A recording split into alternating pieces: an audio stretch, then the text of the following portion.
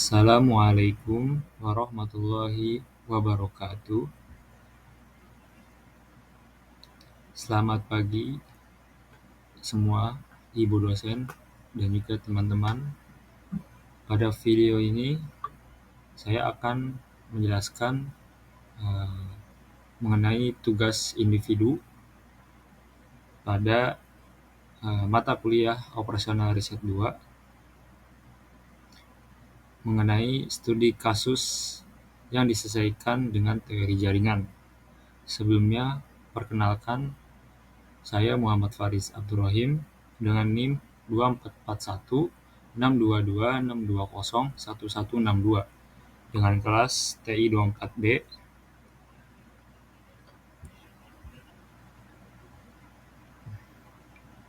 Kita masuk ke latar belakangnya. Analisis jalur kritis atau metode CPM dengan proyek pembangunan Jalan Selensen, Kota Baru, dan sampai Bagan Jaya.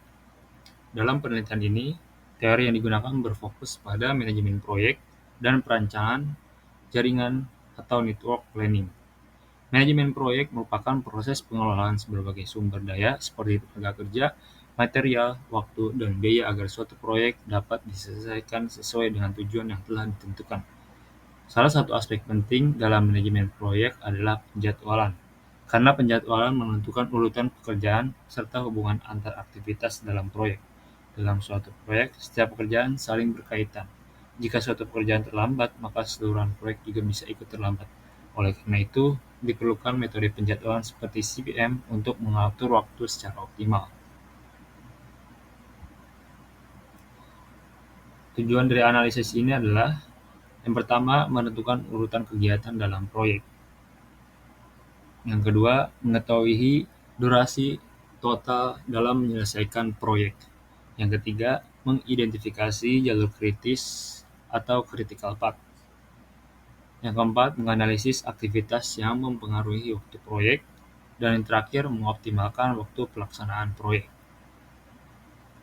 Tujuan dari analisis ini adalah yaitu untuk mengetahui urutan pekerjaan, menentukan jalur kritis, serta mengoptimalkan waktu agar proyek bisa selesai lebih efisien.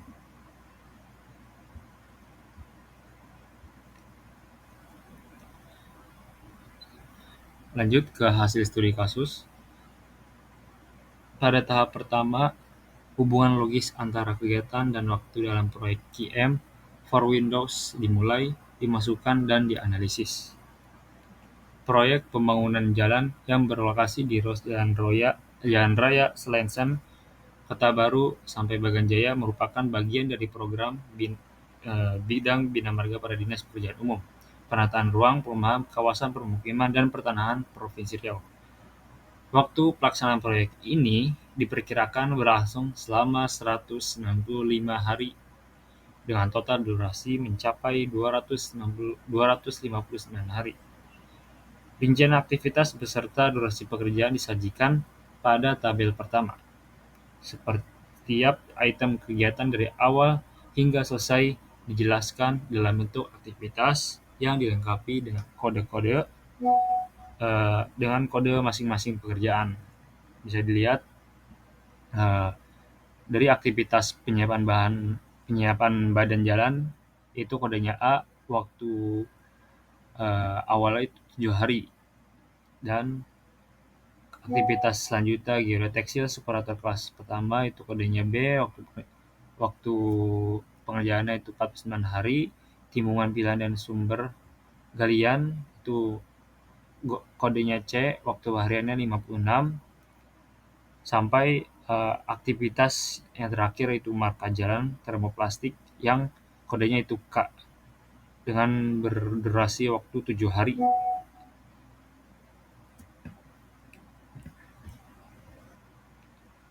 Nah, sementara lama pengerjaan dinyatakan dalam satuan hari dan pendahulu atau bisa disebut itu bisa dilihat di tabel predecessors itu seperti pendahulu. yaitu menunjukkan aktivitas yang harus diselesaikan terlebih dahulu sebelum aktivitas berikutnya dapat dimulai. Jadi sebelum aktivitas selanjutnya kita harus menyelesaikan terlebih dahulu yang ada pada tabel di situ. Kita lanjut pada gambar pertama.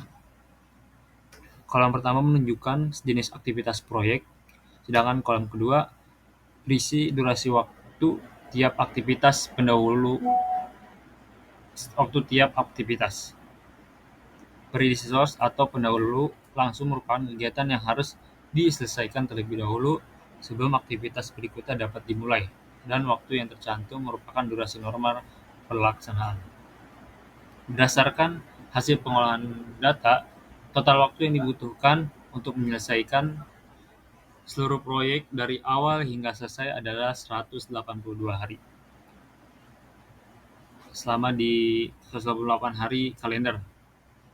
Kelonggaran waktu atau time slack terdapat pada beberapa aktivitas yang tidak kritis atau non-kritis, yaitu kegiatan B atau kegiatannya yaitu geotextile separator pada kelas pertama, lalu F yaitu lapis resap pengikat, dan H pasta lapis aus, dan masing-masing memiliki slack selama 7 hari.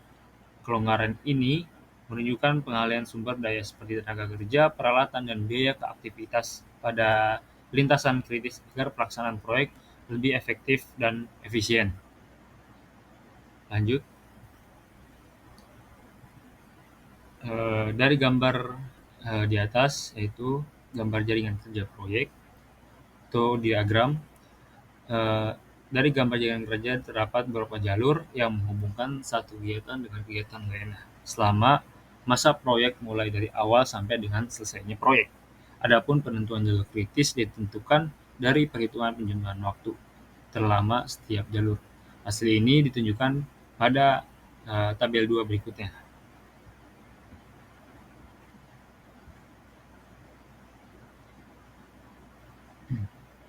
Berdasarkan gambar jaringan kerja, terdapat beberapa jalur yang menghubungkan antar kegiatan selama pelaksanaan proyek dari awal hingga selesai. Penentuan jalur kritis dilakukan dengan menjumlahkan durasi terpanjang pada setiap jalur. Hasil perhitungan tersebut disajikan pada tabel 2 ini, yaitu pada tabel jalur kritis. Pada jalur A, B, D, E, F, H, J, K dengan durasi kerjanya itu tiap kode itu A7, B 49, D itu 35, B itu 21, E itu 35, F itu 7, H itu 21, J itu 14, dan K itu 7. Dan semuanya itu dijumlahkan dari A sampai K dengan jumlah total harinya itu sekitar 161 hari. Maksudnya bukan sekitar, tapi total harinya itu jumlahnya segitu, 161 hari. Sampai jalur jalur setelahnya itu sampai H, C, D, E, G, I, J, K. Yaitu jumlah harinya sekitar berjumlah 182 hari. Berdasarkan tabel kedua, terdapat 8 jalur atau lintasan yang menghubungkan seluruh aktivitas proyek dari awal hingga selesai.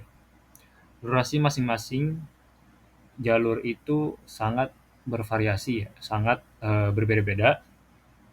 Mulai dari jalur yang pertama tadi, yaitu 161 hingga 182 hari dalam kalender. Beberapa jalur memiliki durasi yang sama, yaitu 168 hari pada jalur yang kedua sama yang ketiga ini. Jalur yang pertama, kedua, sama yang ke-5. Itu jalurnya sama. Jalurnya itu memiliki jumlah hari yang sama, itu 168 hari. serta 175 hari pada jalur keempat, keenam, dan ketujuh. Perbedaan antar jalur umumnya itu terletak pada variasi aktivitas tertentu seperti jalur C, G, H, dan I.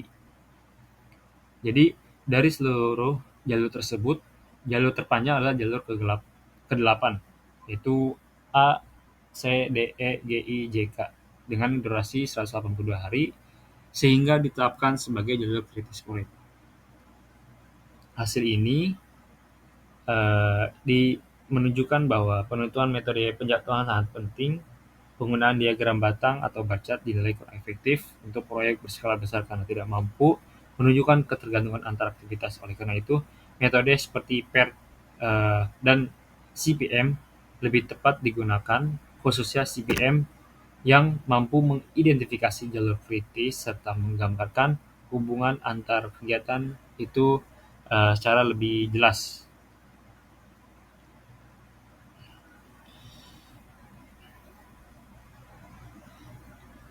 Kita masuk ke bagian akhir, yaitu kesimpulan. Dengan menggunakan pendekatan CPM, proyek dapat diselesaikan dalam waktu berjumlah 182 hari dalam kalender, sehingga peluang penyelesaian sesuai jadwal menjadi lebih tinggi. Tanpa penerapan metode ini, durasi proyek diperkirakan mencapai 165 hari kalender. Artinya, melalui perencanaan jaringan dan metode CPM, durasi waktu pelaksanaan dapat dihemat hingga 13 hari, sehingga efisiensi proyek meningkat. Hasil analisis juga menunjukkan bahwa waktu pelaksanaan yang optimal dicapai pada jalur kritis, yaitu A, C, D, E, G, I, J, K. Dengan demikian, dapat disimpulkan bahwa penerapan metode jalur kritis atau CPM dalam penjadwalan proyek pembangunan jalan memberikan pengaruh signifikan terhadap pengurangan durasi pengerjaan.